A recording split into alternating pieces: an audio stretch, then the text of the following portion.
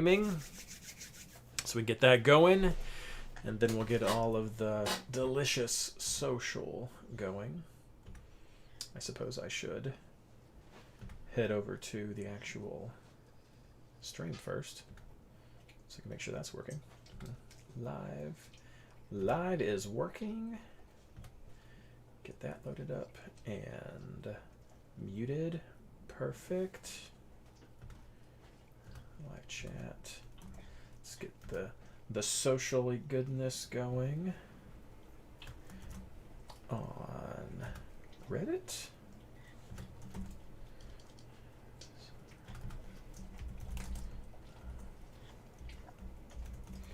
Live stream. Oh, I put the URL or the title in the URL. That wouldn't work at all. That is a quick way to a poor social media management. It's right there. Womp womp. Right, womp womp. Too bad you're sad. Okay, live stream is on Reddit. Let's get this shared on Twitter. Our round 6 preview.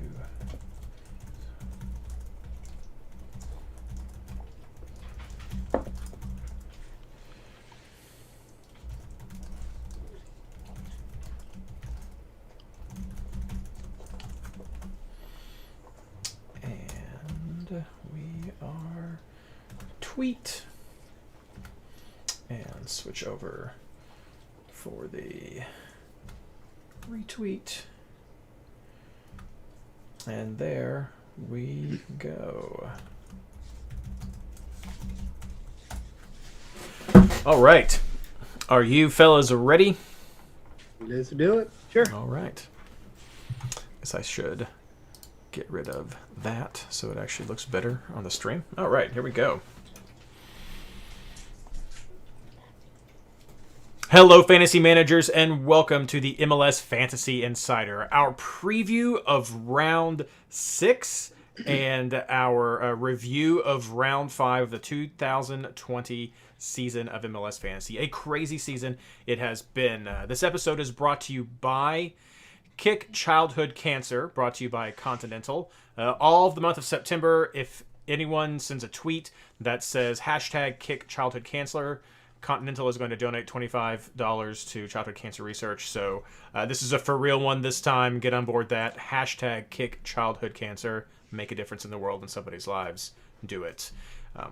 Also, as always, brought to you by MLSFantasyBoss.com and the amazing MLS Fantasy Insider Patreon supporters. You guys rock, and I love you so much. I'm your host, Reed Connolly from MLSFantasyBoss.com, and tonight I'm joined by my partners in fantasy, Michael Denton and Blaine Riffle. How are you fellas doing tonight? Good. Doing well. I'm hoping maybe I can get in on this cameo thing that the LA Galaxy were able to get. You know, if anyone wants to pay me $35 to, say stupid things, not realizing I'm actually dissing my own team, let me know. I'm more than happy to accommodate that. I'm broke and I'm cheap. and he has been putting down the league for years on this podcast, so he is ready to go. I am quite able to rant or put down whatever, whomever. I mean, my own team, I've done it plenty on this podcast. I might do it again tonight. Actually, tonight might be more of a referee night. I'm kind of in that mood. You can have a pause, a brief pause.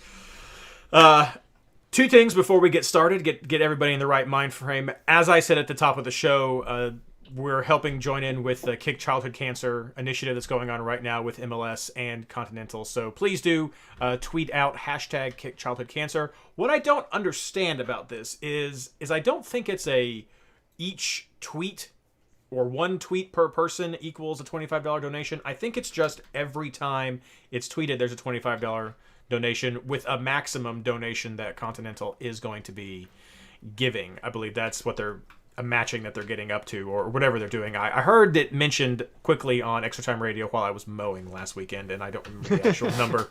But so yeah, just go out there and just start spamming hashtag Kick Childhood Cancer and help make a difference right there. Also, as you've probably noticed, we're coming to you on Tuesday instead of Monday. And the reason for that is because of Labor Day here in the United States. For those of you who are international listeners, for you it was just called Monday. And I'm sorry, Mondays are rough, and we get to have one off this week. So that's why we're coming to you late. But it's also very important because games start Wednesday. That is tomorrow if you're listening tonight, or today if you're listening tomorrow when this drops on SoundCloud or wherever you listen to your podcasts. But yeah, no, it's very important. We have a medium-sized double game week, I'm going to say, so we're going to try to touch on some of the high points and just get to that content as quickly as we can. No guest tonight because we want to try to keep it focused on the upcoming round that is quickly approaching to us. But of course, guys, as we always have to do now that we're back in playing, let's do a quick recap of how did you guys do with your teams. Blaine or Mike, go ahead. You start talking. All right. I got 95 points, which I think was pretty good. The main killer for me was I missed that Nani was out in the first game. And so I got that nice 1 point because I couldn't do anything about it. I went with Bo, and that was the other big disappointment. But going in with Pavone and Leggett really paid off for me. Quintero was huge. Pozuelo eventually redeemed himself from the stupidest penalty kick that I think every fantasy manager was mad about. Yes. On last Tuesday night. Otherwise, other than being disappointed that Toronto's defense no-showed 2 games, 2 of the easiest games you could possibly have. I did okay. So I've been moving up in ranks. I don't know if I'm going to get in the top 50 for this little 4-week stretch. I think I'm in like the 300s right now, but we shall see. Hopefully I get close enough and everyone ahead of me has already qualified. Top 200. Shooting for the top 200 during this quarter section. Is it just top 200 for this triad? Yes, I believe it's going to be the top 500 players, the 100 from the first part of the season, then 200 from this chunk, 200 from the next chunk, and then we'll have the Champions League. So you're so close. You're so close. I am close. I gotta see how many points away that I am then. Well, you're looking that up. Blaine, how'd you do? I got a 96 this week. Nice. Not terrible. I did go with the Pozuelo captain, and that worked out well for me. Zardes hit on the second game, which gave it to me. I guess I got lucky with Toronto's defense. I went with Arrow, who got me a 7, which I can't really complain about. I mean, when you get a 7 and you give up goals, you're not. I mean, there's no complaining there. I did try to go with LGP this week for an 11, which shocked me. What really hurt me, though, was my bench didn't do as much as I had hoped. I had 2 4s, so I had to take one of those. And then I started Rui Diaz, who got a 2. So I'm pretty much done with him. He can't score when I have him, and when I don't have him, he scores like crazy. So maybe I'll just take him despite Seattle, but I don't know that I can trust him on my fantasy team as much going forward.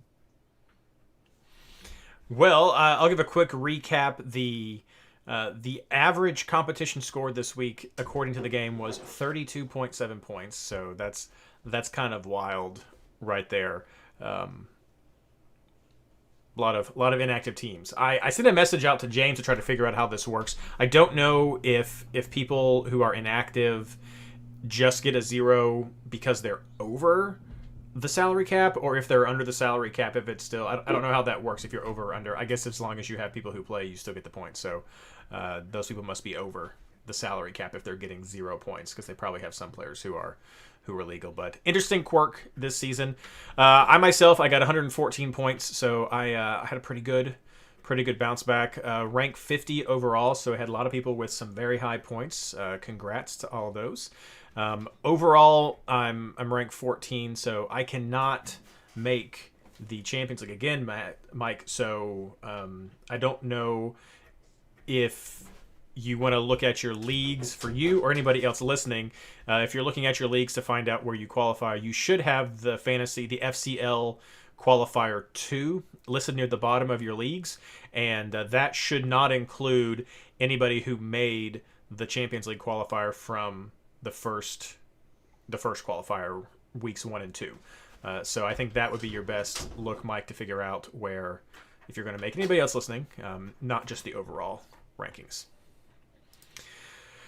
So, pretty good. I see some good scores here. We got Ari Hillman, 103 points. Fantastic right there. Patrick is pleading the fifth, so he must have gone in heavy with people like Pity Martinez or something last week. Ooh, sorry.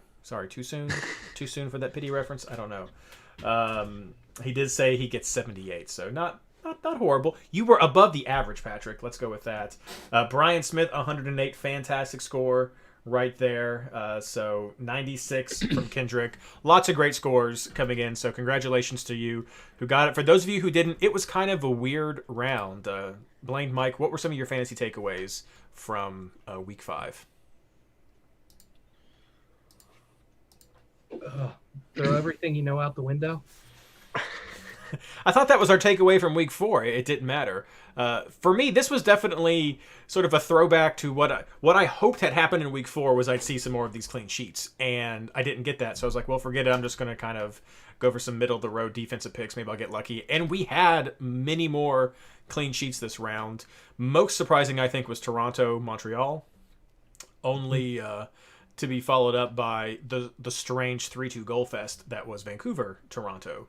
So some weird things happening with the Canadian teams that I don't think we expected, for sure didn't expect. Montreal, yes, because MLS 2020 I see in chat. Definitely for Montreal, they had some key players back, so that needs to be taken into consideration. I don't think this needs to be a quick overreaction swinging toward Montreal without taking consideration their fixtures, which we'll talk about in a second. But kind of concerning for Toronto, especially the Vancouver one just caught me completely off guard, and I haven't looked at that game yet because I don't want to judge Vancouver just based on that one game either. However, a team that I do think we should be keeping an eye on is RSL. They had another good finish, 2-2 against Seattle, and then they had some rotations when they went up against Minnesota and got trounced 4-0. But it's that 2-2 game against Seattle that I think is more telling. I mean, people like Rusnak didn't start in that second game, so those rotations were for real. I think, as we talked about before, a lot of that is this crazy away team schedule, flying in the day of, having to play, and then flying out. So you can see why some of these big names were being rested, especially when they have home games coming up. So I think there's some life in RSL that needs to be explored. Super happy with FC Cincinnati getting another clean sheet. Hoo-ah, but then ending there. As I keep telling my wife, FC Cincinnati didn't lose, and that's just really what I'm going for. But they broke that record against Columbus in the Hell's Real Derby again, and got trounced there.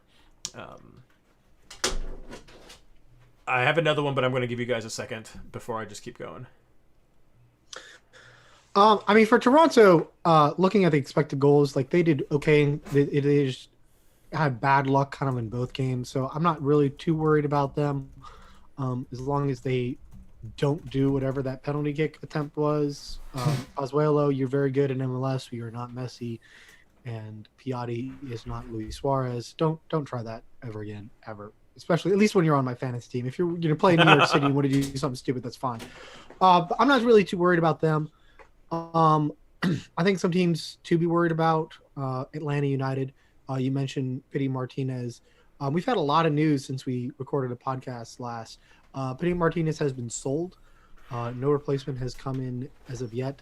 I think Atlanta. We've come to the place where I'm picking defenders against Atlanta because I don't know who can score for them. They don't seem to have a plan. I don't know if they scored at all this week. Had a lifeless 0-0 draw against Miami, and those teams play again. New York Red Bulls fired their coach. I don't know if that's going to be impact much for fantasy, but they seem to be really struggling to score. DC United against New York City, pretty much, I don't think they attempted a shot or came close to not attempting a shot, which would have been a record for a home team in MLS, which was pretty much Ben Olsen's magnum opus. That's a perfect game for him. Never attempting a shot at all. They have problems offensively as well, which is really kind of disappointing with talent like Gressel and Ola Kamara.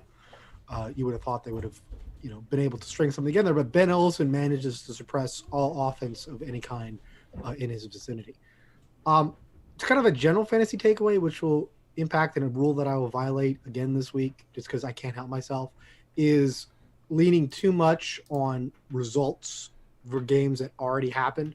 We're seeing repeats of games time and time again, and a lot of those changed completely around. Montreal and Toronto was a perfect example. Toronto smoked them the first game, completely flipped around.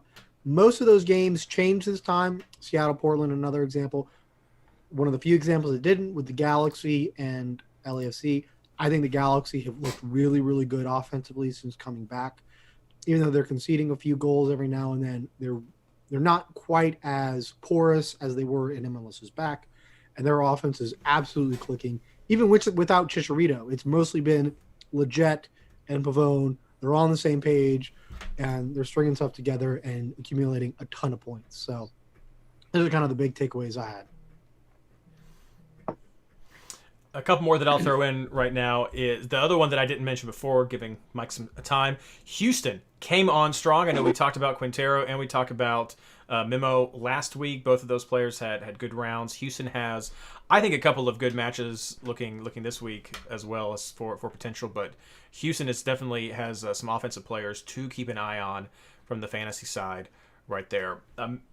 Reacting to a quick comment from chat, we had Adam mentioned that Miami may not be able to score, but their defenders are ones that look as if the matchup is good and they're cheap.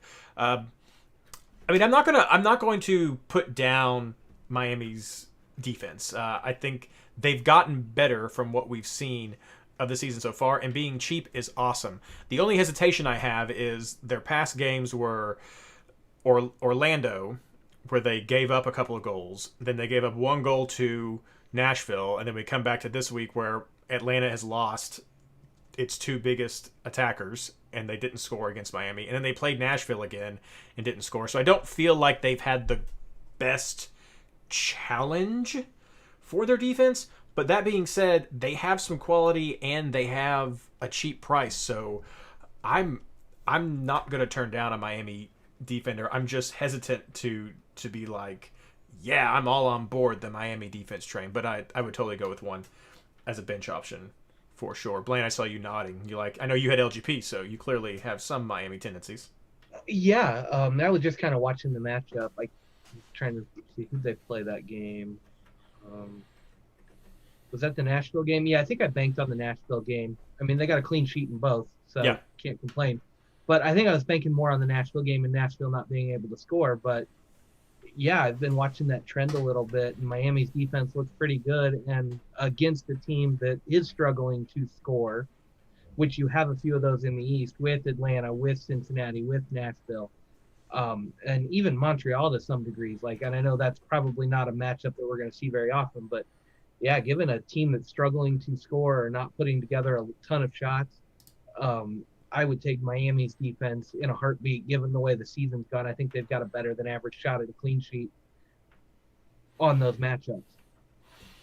And we have to mention, as Mike said, LA Galaxy did well, which I love. I love that. Leggett has definitely been a different player, the player that we hoped he would be. We also have to mention that LAFC, before that El Trafico, at the end of the week, found some of their scoring form again with Rossi getting a brace and then three other players getting up on the scoreboard as well. I wanted to send out that meme from Robin Williams' Peter Pan when the boy is pushing his smile going, "Oh, there you are, Peter," but I want to be like, "Oh, there you are, LAFC," scoring 5 goals on San Jose. So LAFC is maybe getting some of their form back, though not apparently against LA Galaxy, which is definitely not what we would expected after the MLS's back tournament.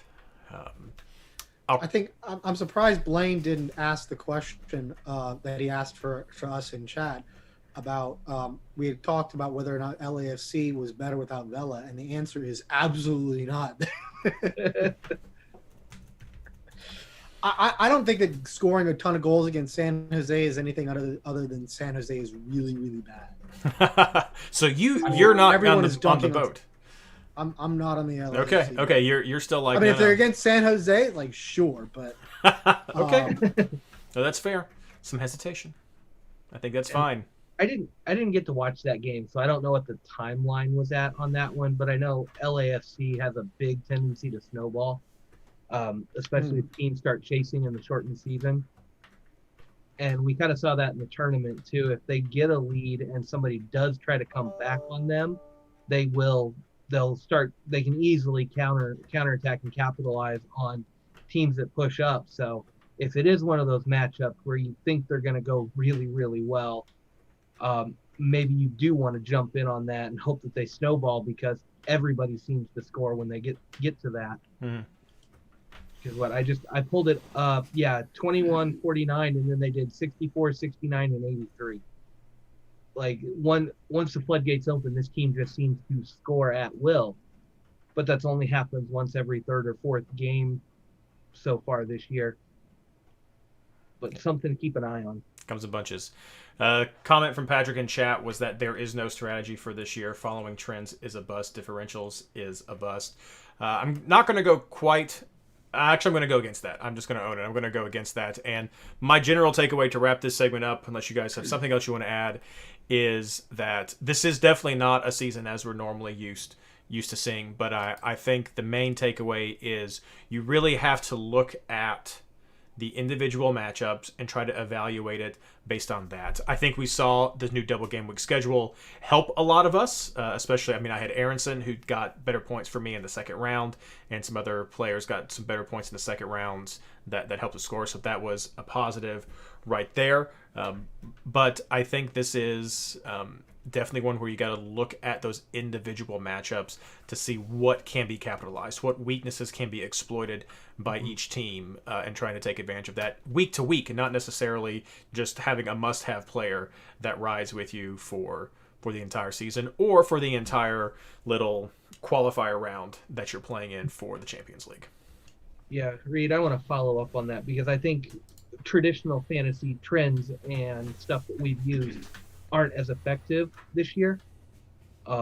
Player results, because of rotation, don't matter a whole lot. Rotation. Everything's there. I think Mike has said it multiple times, and Mike's right on this. It's targeting against the teams you know are going to play a more predictable style. That's where I said with Inter Miami, you're looking at Nashville, and if you're taking Eastern Conference defenders, you're looking at against Nashville, Miami, Atlanta, and Cincinnati. Those teams are not scoring at the rate of everybody else. And this has kind of been a goal-heavy year. Those teams are consistently not scoring. So you've got to watch those trends. But on top of that, you have to watch the lineups. There are certain teams, like if you see Higuain start for DC, I'm going to assume DC is going to score a little bit more often because he's been their key playmaker. When you see a guy like Zelarayan sit, it changes the way Columbus plays. It's a heavy... It changes the way we have to watch trends, and it really plays into the hands of guys like us that watch all the lineups and watch all the games. And if you have a weekend like I did where you couldn't watch the lineups as closely, it can hurt you a little bit. You don't have all that. I know Mike got stuck with Nani this week, which if you can't see the lineups, it's gonna hurt, and that's gonna drop your score overall. But when you can see the lineups, you're looking at key players that are in those teams. And if you see them there, you go with them. If you see them pulled out, you may shy away from the team completely because it changes the entire way the game is going to play out. And there are trends that you can follow. Things are getting more predictable. I know I'll talk about them a little later, but Philly's been one of those teams I've been watching. And they're getting more and more predictable as you see how the lineup shapes up and who's on defense and who they're playing against. So I am finding trends. I don't know if everybody is, but I am finding some trends that I can use going forward, but it really is lineup dependent more than it is team form or anything else, which means it's a game time decision. You've got about an hour to start making all these last minute changes. All right, well, let's move on to our housekeeping section right now. So round 6, which is what we're talking about tonight, starts on September 9th. And with the schedule being updated with some of these makeup games, it starts at 8 p.m. with Inter Miami versus Atlanta, and then Minnesota versus Dallas, and Montreal versus Toronto. So those 3 games kick us off at 8 p.m. Eastern Time on Wednesday, September 9th. Again, for those listening right now, that is tomorrow. And for those of you more likely listening tomorrow when this gets posted on the podcast, it is today. So if you have not set your team, hurry up there and get it set, because there are going to be some teams who are playing. The heads up, as I've started to give with this crazy new schedule, round 7 starts on September 16th, 3 days after the end of round 6. So be ready for that. However, currently there is only 1 game listed on in the fantasy game for September 16th for week 7, and that is Vancouver versus Montreal. So I'm assuming that will be updated. I also assume that maybe they just didn't fill in the rest of the roster because they weren't sure if the season was going to actually go more than 6 weeks.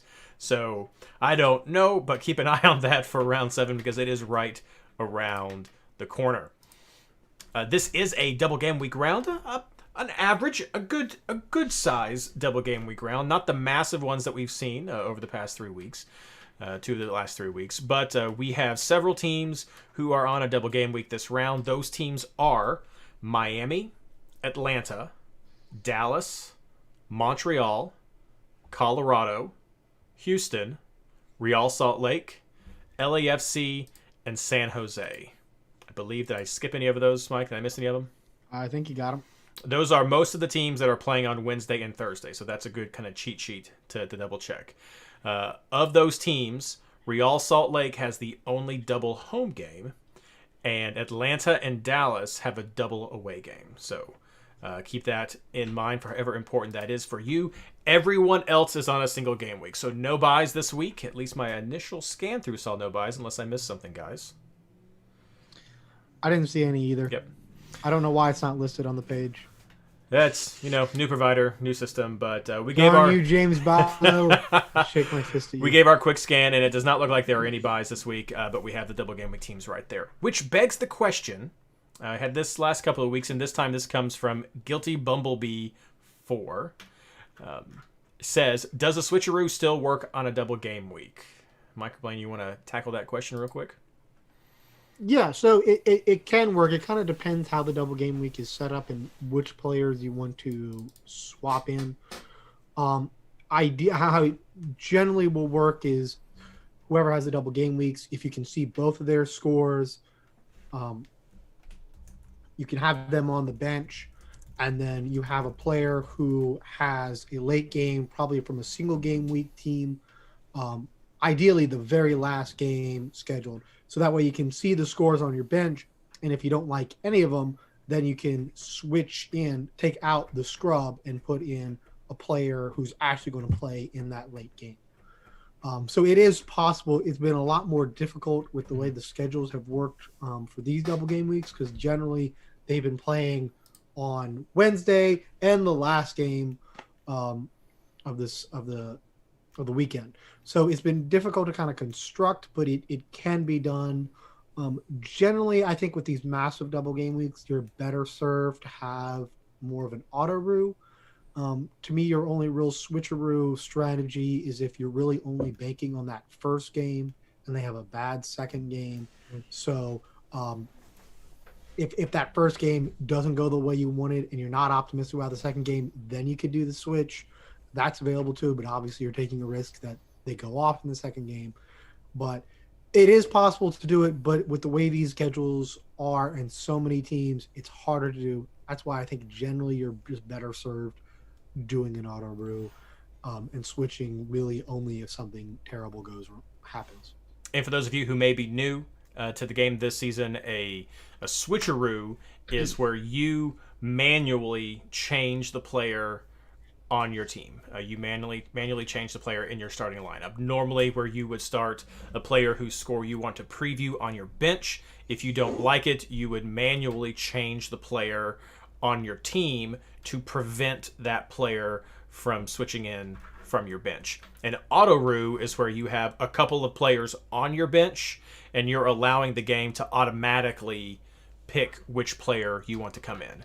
sometimes this line gets blurred because it could be possible for you to intentionally switch a player out of your team to a scrub or a player that doesn't play to force the game to auto-rue. But in general, an auto-rue is letting the game take care of the switch for you with your highest scoring player on your bench, and a switcheroo is you manually making a change to your team to force that change or to select a different player entirely to just go with his score. But Mike's spot on. It's definitely harder this season with this new double game week schedule, which it's not a knock on it. I still love this schedule. It really does make you have to bank on that first game and really think about what's coming up. So I like it. For this round, without a team on a bye, the easiest teams, I guess, if you're trying to preview scores, going with someone like LA Galaxy or Portland Timbers, who are playing at the very end of the week, they're going to give you the opportunity to preview whatever scores you want to preview. That might not be the best with this weird schedule. You might be able to go with a Sporting Kansas City, might be a better option for you. I don't think Sporting Kansas City players are going to be super high on your target list, so you might not have to worry about having all three of those spots. They play early on Sunday, so you still have some flexibility with moving around.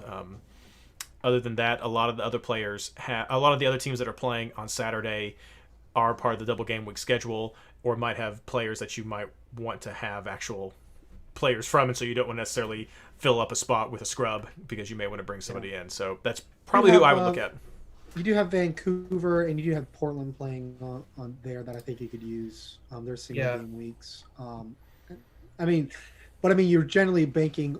The problem with that is that you're not going to see LAFC's second game. Yeah. Which is probably you're not, and you may not see all of Minnesota's game depending on which one you pick.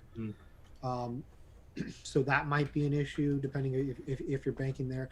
But if the teams that you're really looking at are, Colorado, Houston, Dallas, RSL, teams that play Saturday, you'll be okay using any of those. Yeah. This week's actually really good for seeing two scores before you have to make your switch. It's fantastic. But I've preached caution all season with this, that you're running the risk of a late game player that you have targeted not playing with all of the rotation, and then you're stuck on the back end with having to take whoever is available and possibly passing up on better options.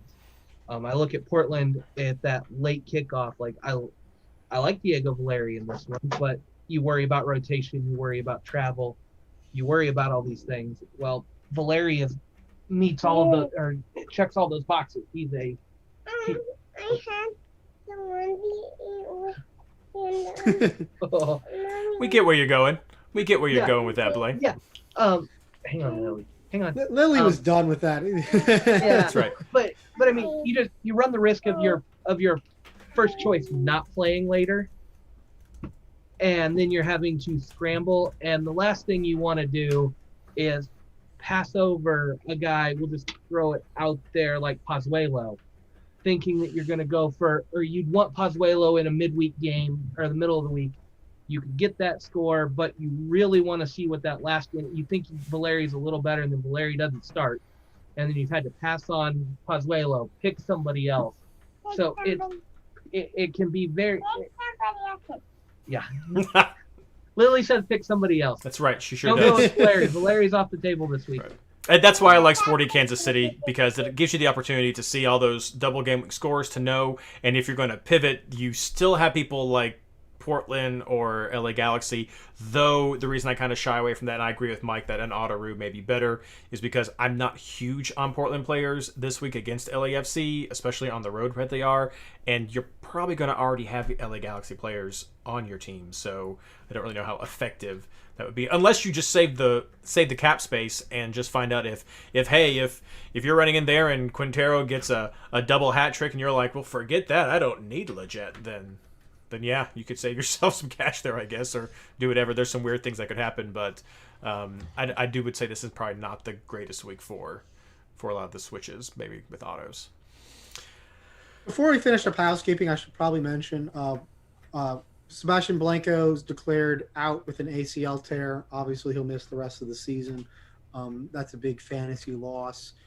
And also, a huge loss to what Portland was doing offensively. Mark Anthony K also got a red card, so he'll miss game 1 of the double game week. I think those are the big injury cards that affect the double game weeks. Good call right there. We did hear this week that Polito was supposed to miss a game, the midweek game, for a rest, because he had played every minute since the tournament, or not every minute, but he had played every game since the tournament. Poorly. Now it sounds like he may have picked up a slight knock. Oh. And that's why he was held out the second game. They're hoping it's nothing major. I haven't heard anything really confirmed, but now the rumor is he's got a slight knock and his status is questionable.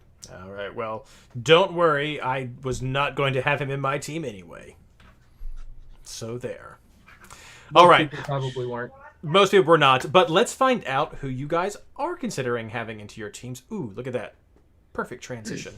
Let's go to our player picks for round 6 of this time. So we saw some rotations during the second double game week last week. Are you guys expecting to see more rotations this week, or do you think those players were being saved for this round? I'm not sure. The thing about most of these teams is that none of the are pretty much all of these teams are kind of struggling as far as the double game week teams. So I don't know if we're going to see tons of rotation, but then again, you may just have some where they just, slough off a game. LAFC is one that I'm worried about. One, you go to altitude, and I'm always kind of worried about that trip. You're not going to have Mark Anthony K regardless. And then, Bob Bradley's talking about the players' mental health and all of that. So I that might be one I'm kind of worried about. My main concern this week is just weirdness with the weather. We have a lot of fires going on in the Northwest in California. We have a lot of Western games. We also have blizzards coming through to Colorado and Minnesota. So these may be snow games. It's 2020. Anything can happen. I don't know.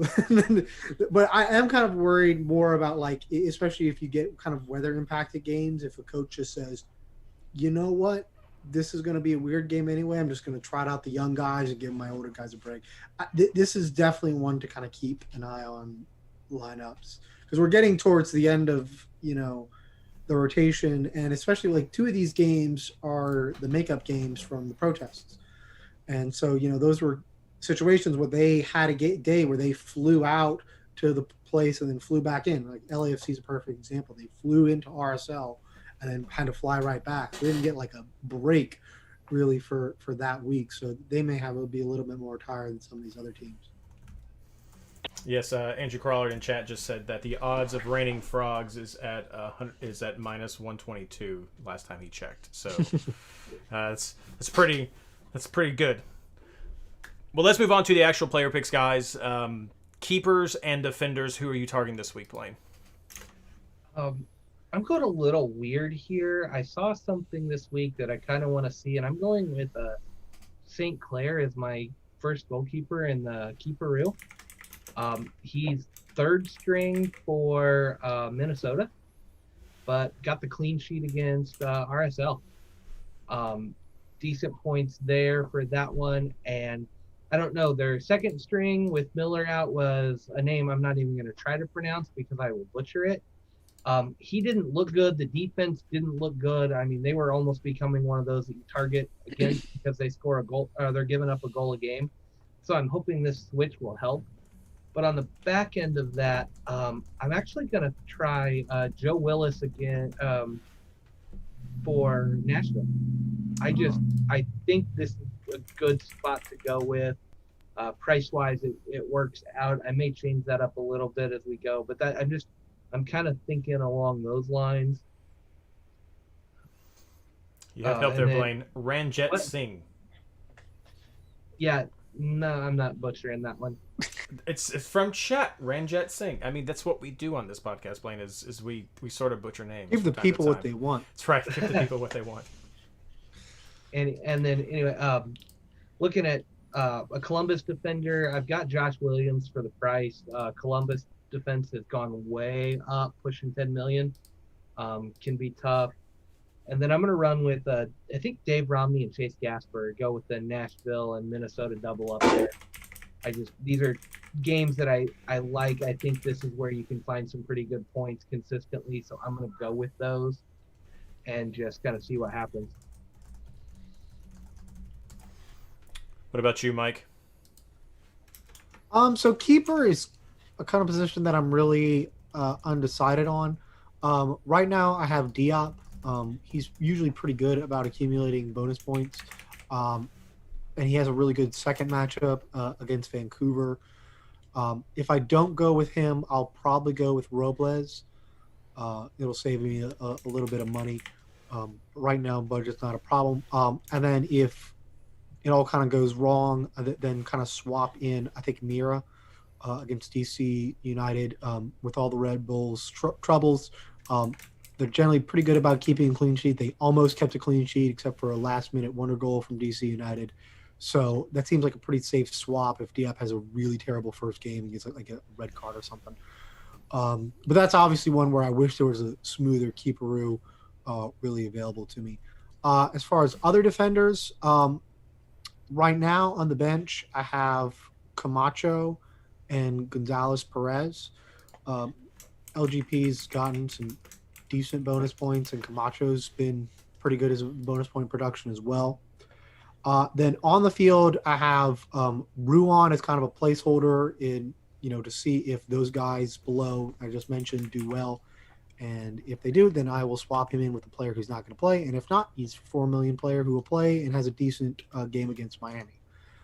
Then I also have on the field, I have Miles Robinson. Miami and Nashville are both struggling to score, and Robinson is getting pretty good bonus points. And then Justin Glad for RSL, 2 home games, and LAFC's been kind of porous defensively, and Glad has been getting more and more involved in set pieces and attacks. So I think he's a pretty decent shout this week. Yeah, you guys have some great names. Are you finding price is becoming an issue? Because we've got some defenders. I think Matrita is 10 million. Some of those defenders are 10 million for a defender. Yeah, so some of them are nuts, but I think it'll bounce back. Like even I think Miles Robinson is a great example. He dropped a little bit because he got rotated once, and all these guys are going to get rotated once, and that's going to impact their score. So there's definitely New York City is a real bad one because they're all playing. And I actually had Tanner Holm in my first iteration of the team before I realized that there were 4 other double game week teams. Because New York City does have a pretty decent matchup. And Tanner Holm and Matarrita, I think, are really good because of the way Dealey is playing. They're pretty much just booming crosses the whole time. So they're going to get a ton of bonus points. And if they get an assist, you're hitting the jackpot. But I think it's leveling out somewhat. But the past few weeks have been a lot tougher than the first few weeks. Yeah, Tanner Holm's a little bit cheaper, and he's actually one that I have on my team right now that I like because I'm sort of banking against FC Cincinnati again, which with my defensive or my goalkeeper options. I agree with you, Mike. I think Diop's a good option. Toronto had some frustrations. I think that's a good pick. I just don't know about Inter Miami and Atlanta. I guess you could go with one of their, like Guzan or somebody, but I don't know. I just don't know what to expect from Atlanta anymore after all this turmoil that's going on down there, and so I don't quite know about Miami. Atlanta may just be just as bad as some of those picks that I mentioned before with going up against Nashville and that. So maybe going with Miami could work. I'm looking at Diop right now, probably as a keeperoo switch, or I may just pitch him entirely because I'm also looking at Sean Johnson. I just don't have faith that Cincinnati can score, and even as a single game week player. I know, again, a week or two ago we talked about having 2 bites at the apple, and I said that it's not necessarily having 2 bites of the apple, but what kind of apple are you having a bite on? And I feel like Cincinnati could be that Honeycrisp apple that I want to get 1 bite of and not just 2 bites of those like Red Delicious, which are usually not delicious. They're soft and mealy, and I don't like them. So I'm looking at sort of maybe just Sean Johnson and that being it. He's a little bit expensive, but if I'm not going with another viable keeper, then that could work. Defenders, you guys, I think covered some good options. I think Colorado might also have some options there. Rosenberry and Abubakar. Colorado is playing Houston and RSL. Houston's been pretty hot. RSL has been kind of hot as well, so that might not be the best matchup, but that's the Rocky Mountain Derby, or Rocky Mountain Cup, whatever you all call it. And so that could be an interesting game. But Rosenberry and Abubakar have had some good bonus point production, and they're cheap. And that's sort of what I'm looking at with a couple of these options is some of these players, defenders, are stupid expensive now, pushing 8.5, 9, 10 million. So if you're going to go with someone like Tinnerholm or Camacho, and you're already going to spend almost 17 million right there, getting somebody like a Gasper that you mentioned, Blaine, who's 5.2, or Rosenberry or Abubakar, who's 4.3, 4.2. Some of those types of players are really going to help. They're completely viable with their bonus point production, and that's what you really want to look at with these players. Maybe finger crossed for a clean sheet, but if they can produce some decent bonus points for you, then that's great. Or if they're playing out of position, I know that someone in chat mentioned Zusi maybe playing out of position. There's name escapes me. He's not playing out of position, but Metaner at Minnesota usually is very offensive minded, so he's only at 4.2 if he's in. So some options there, some good value that I think people could find on the defensive side. Reed, I just counted them up because I was curious when you asked. The top 10 defenders in the game right now are all over 9 million. Are the price points. There's 10 defenders over $9 million right now. 3 of those being Columbus players. I know I count up 29 are over 8 million or at 8 million or above. So I mean, we're talking a pool of almost 30 guys, and the big names we tend to turn to, they've already hit that 8 million price point, which is insane. I love the $125 million budget. You can get these guys in there, but you've got to make sacrifices somewhere else. And then goalkeepers are kind of the same way. You've got Sean Johnson over 10 million already. You've got 3 more at over 9 and another 3 over 8. And I mean, last year, I think we were seeing goalkeepers top out around 8 million by the end of the season. And we've already got a guy at 10. So this is going to be crazy to watch.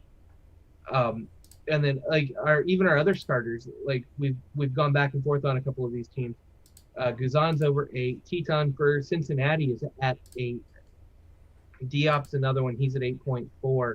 Even Fry is actually one of your cheaper solid starters at 7.2 if you trust that defense. So you kind of got your big names that you would expect to be doing well. You're going to pay a premium for those at this point. And I struggle with that on defense still. Andrew just said the fantasy mullet is still cool. I still believe in the fantasy mullet. Party in the back. Just throw your cheapest guys out there and pray for the best and spend your money up front. Yeah, for sure. May not work. Which may not work this season, but it seems to do okay if you can target the right teams or target a team that's got one of those cheaper options.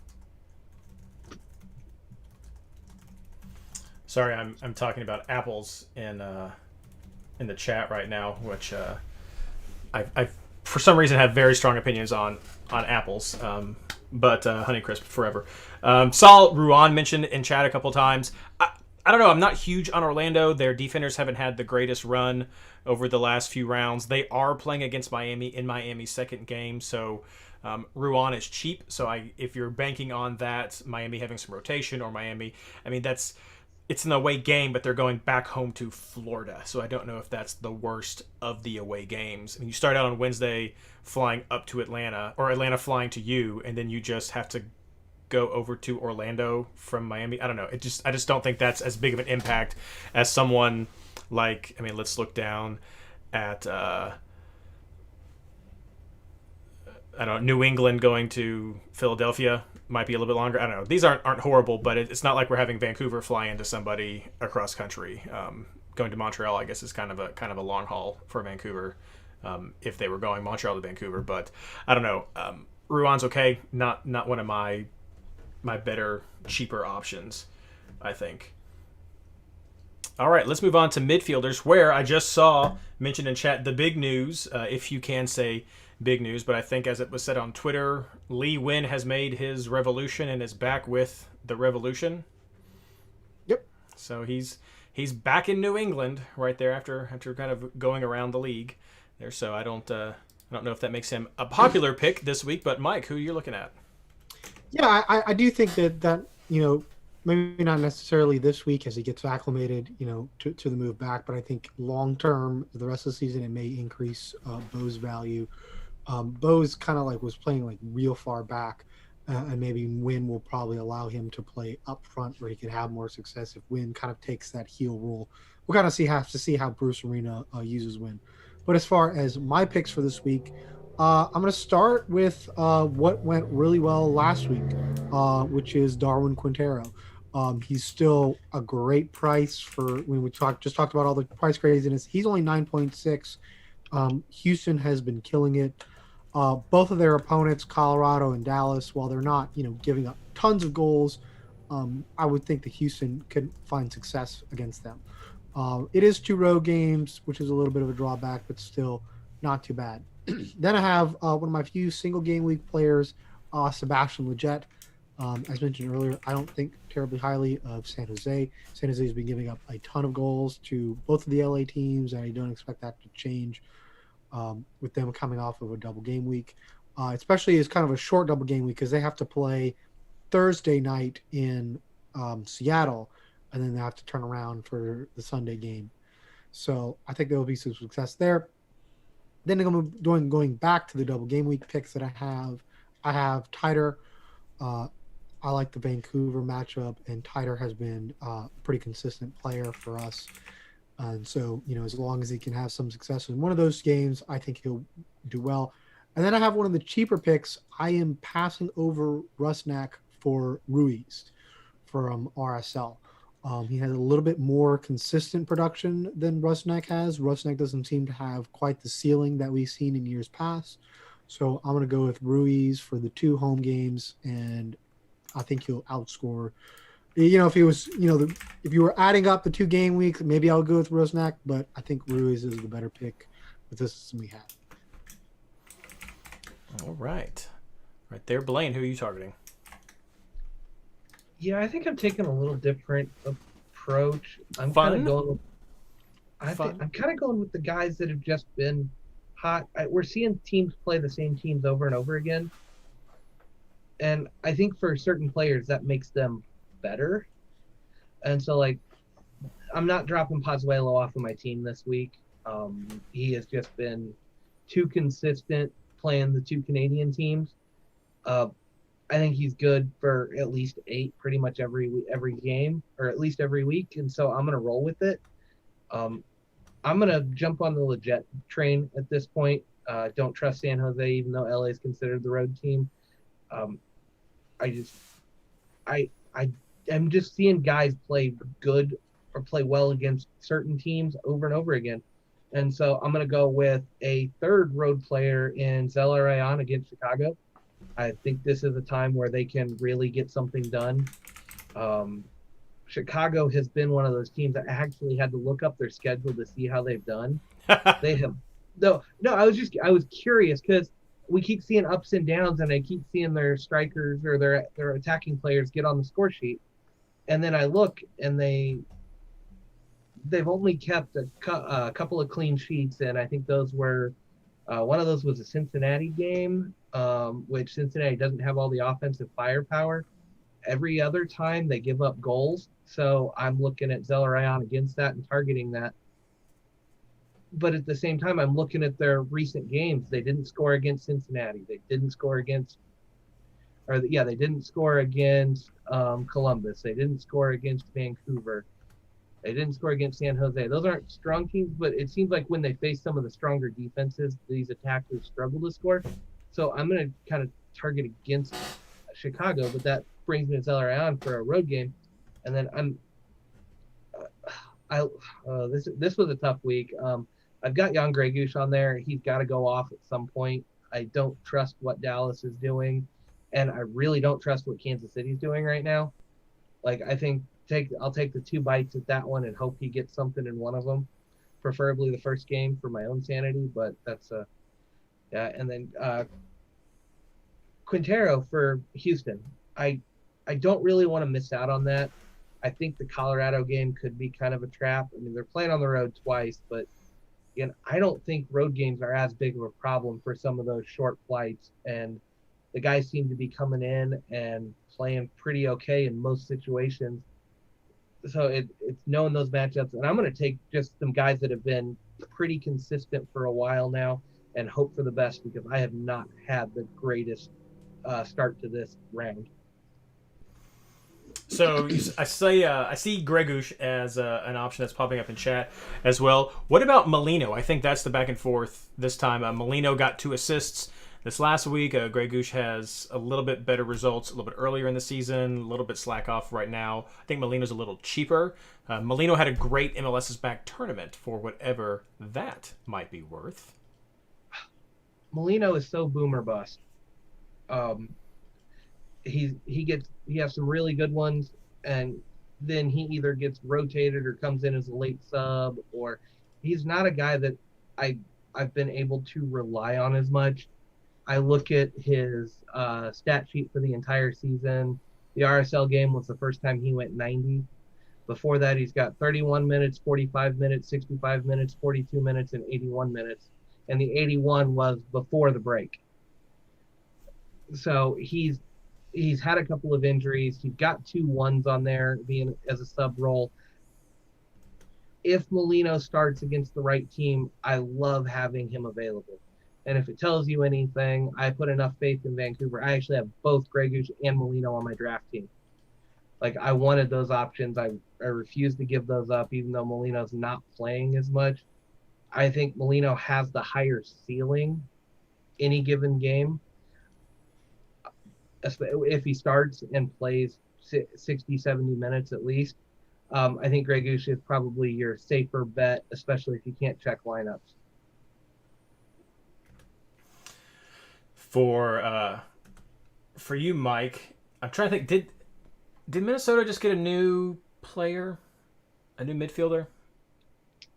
Rayoso, yes, new attacking mid. I don't think he's in the game yet, though. So that's.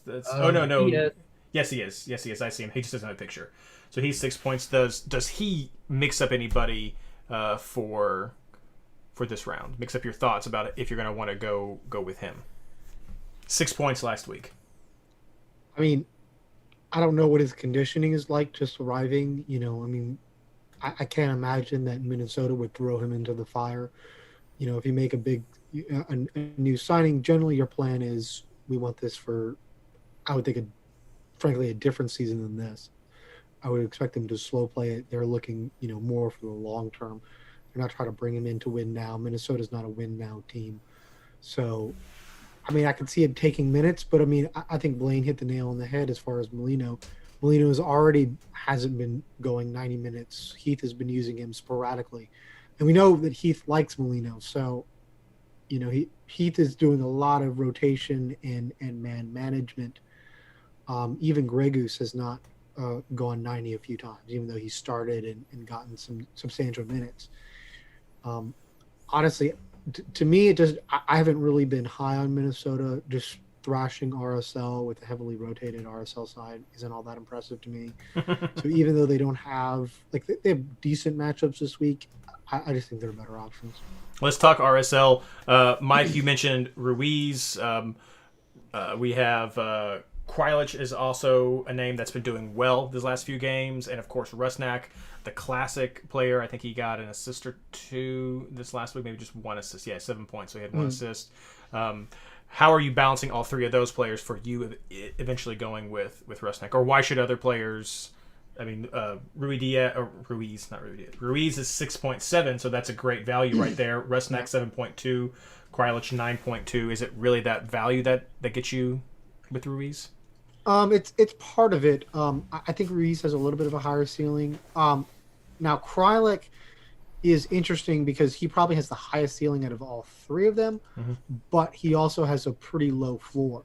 I mean, this past week is a perfect example. 2 points against Seattle, only 1 point against Minnesota. He's not as much of the bonus point production unless it just goes off. Ruiz has done, and of course I just closed my Ruiz stats. Thinking like, oh, all right, we're done talking about Ruiz. I can go into the next player. But Rusnak hasn't been doing as well as we've seen in years past. I don't think he's hit double digits at all this year. I think his highest score was either a 7 or an 8. I don't remember. Whereas Ruiz, since he's played, is 3, 7, and 9, with a lot of that being bonus points. So very consistent for the price. And I really like both of their matchups this week. And I think he's already been rotated because he didn't play against Minnesota. So I feel like it's a little bit safe unless it's another Nani situation where, oops, there's an injury we just didn't tell you about. Haha. But that's pretty much true for everyone nowadays. I'm also going to. That's why I went where I went. I'm also going to throw out Ladero as a name people might want to consider. We mentioned betting against San Jose already with LA Galaxy. They play at Seattle with the first game, and on the road, San Jose is currently the worst defense in the league, and they're also the worst defense at home with looking at the stats for chances to concede. So Ladero might be one to go against. This is Seattle is a single game week team, so maybe this is not a team that you want to go in heavy on, or maybe you even want to go crazy. I'm going to take a step back real quick because I believe Leardom has done very well over these past few weeks, so maybe that's a 6.9 defender you want to throw in and see if something happens against San Jose right there. But Seattle could have a couple of single game week players that you would want to keep an eye on. Let's looking through my notes real quick to see if there's anybody else in the mix. I think you nailed on the head. Blaine Pozuelo is not one to really take a look at this week. Oh yes, how could I forget? Barco. Joseph is gone. Pity is gone. Now there is only Barco. Is he going to be the savior this week for Atlanta against Inter Miami or against Nashville, our two expansion sides, both away games? No, he's probably too busy calling his agent trying to find the first plane out of there. Asking. Wait, I don't want to be the last one left. What are the girlfriends of other players like in other places? Is that what he's going to go for? Sorry. Maybe that was too bad. Okay, well, there's a lot of options right there.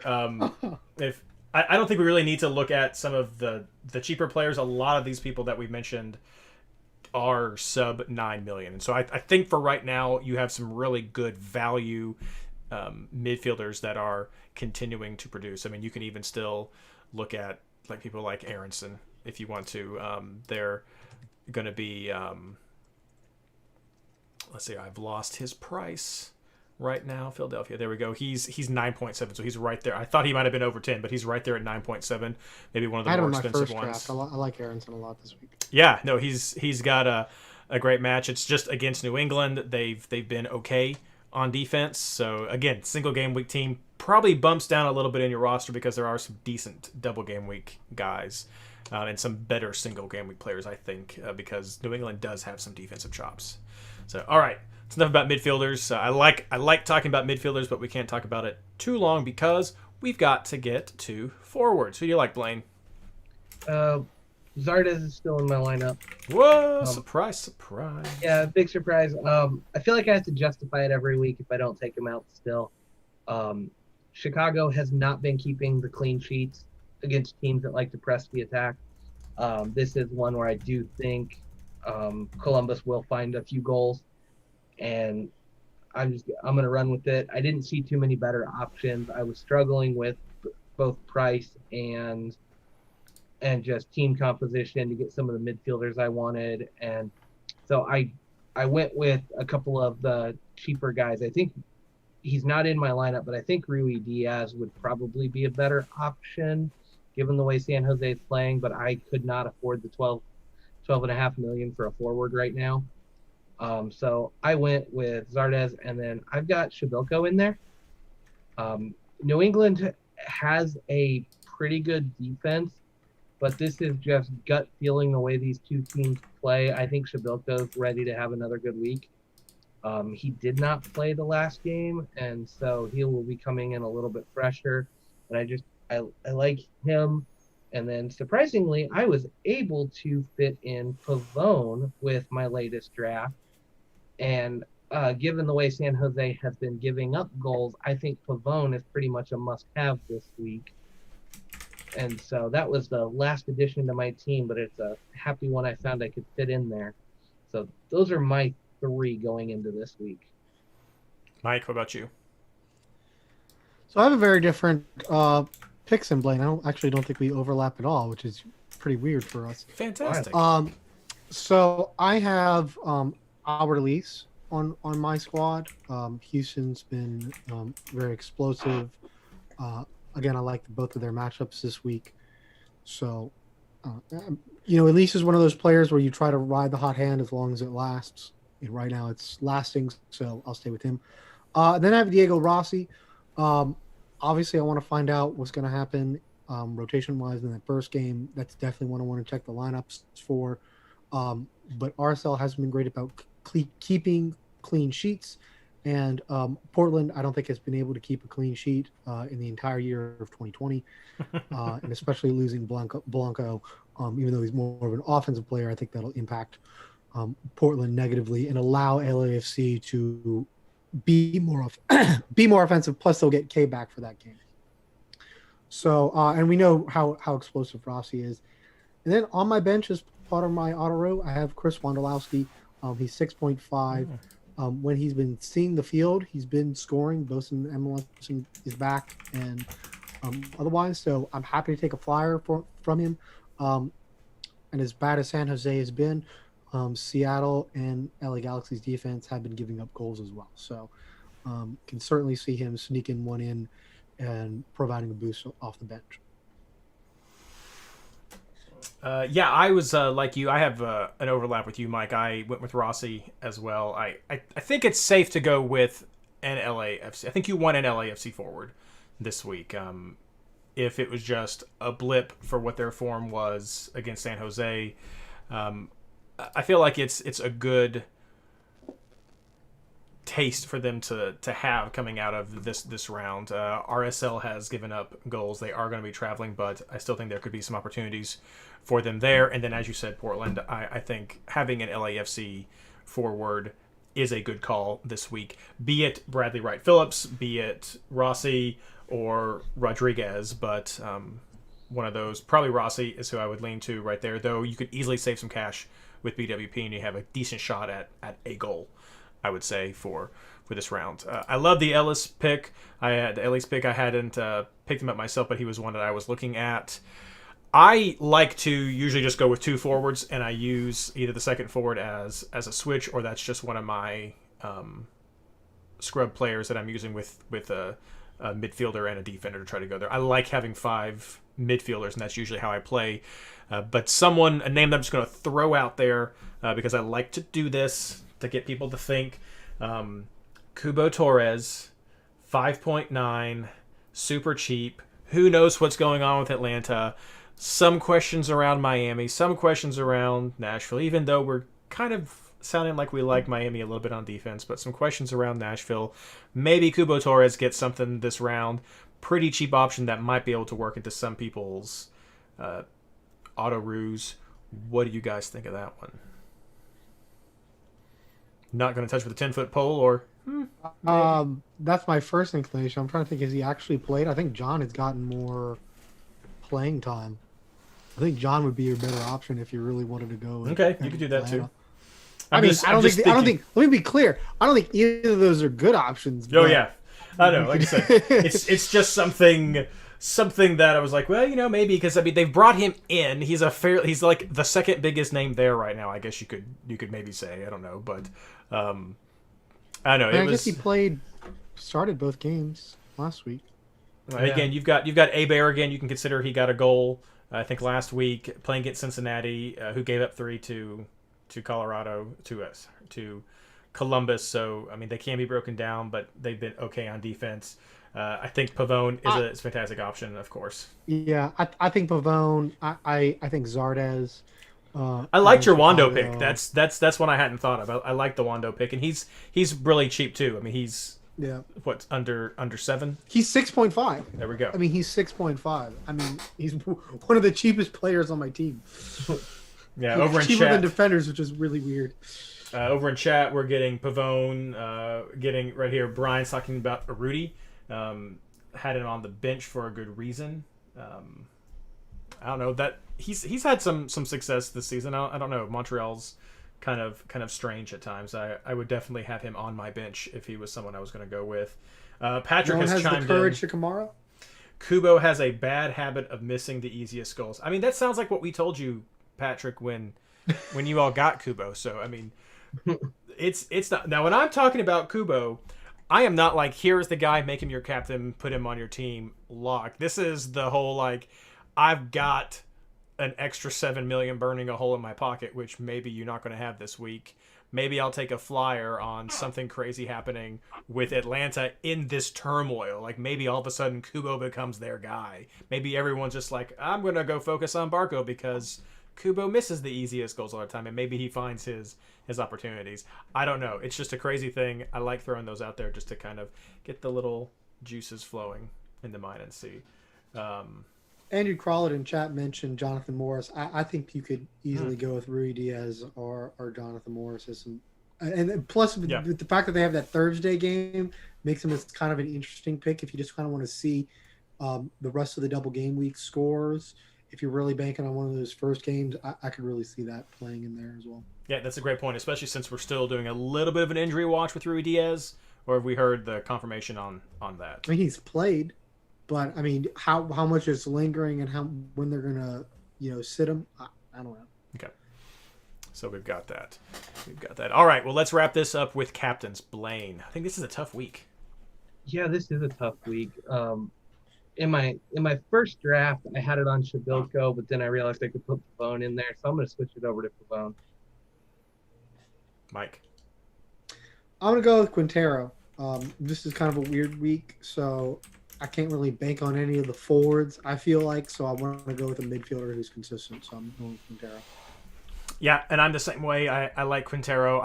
As I mentioned before, I love having 5 midfielders. I love having a midfielder captain, as I said last week as well. And I think Quintero's had a great run right now. And I agree with you, Mike. I like their matches this week. So Quintero is one of the ones I'm looking at as well. Let's go to chat real quick. I didn't get to ask before I posted. Chat, we've got Patrick saying currently on Pavone from him.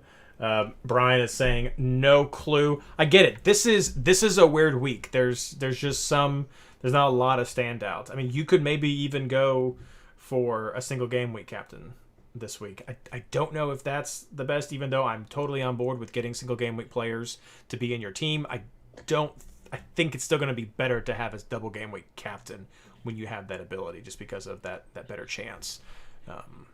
But that's a little bit hesitation right there. All right, well, that's all that we have for the show this week. Thank you so much for joining us. Let's wrap things up with our plugs. Anything from you, Blaine? Nothing from me. Mike? I'll just reiterate what we said at the beginning of the show. Kick childhood cancer.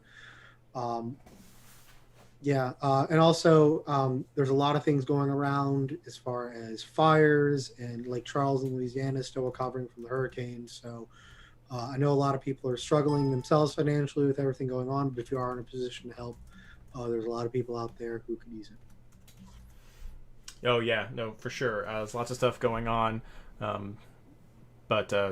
Again, Mike, you were right at the top of the show. We talked about Kick Childhood Cancer. I'm going to wrap up with that again right there. Please hashtag Kick Childhood Cancer. Help support that great cause that MLS and Continental are keeping up. On the soccer side, please check out the Discord chat. Head over to MLSFantasyBoss.com. If for some reason you don't get to hear this podcast until super late, I'm going to try to get it posted as soon as I can. I'm at the mercy of YouTube. Discord is a great place to go just to pick people's brains. And then, of course, we always have the Rate My Team thread over at r/fantasy MLS. Thank you so much, everyone, for listening to us tonight, and good luck.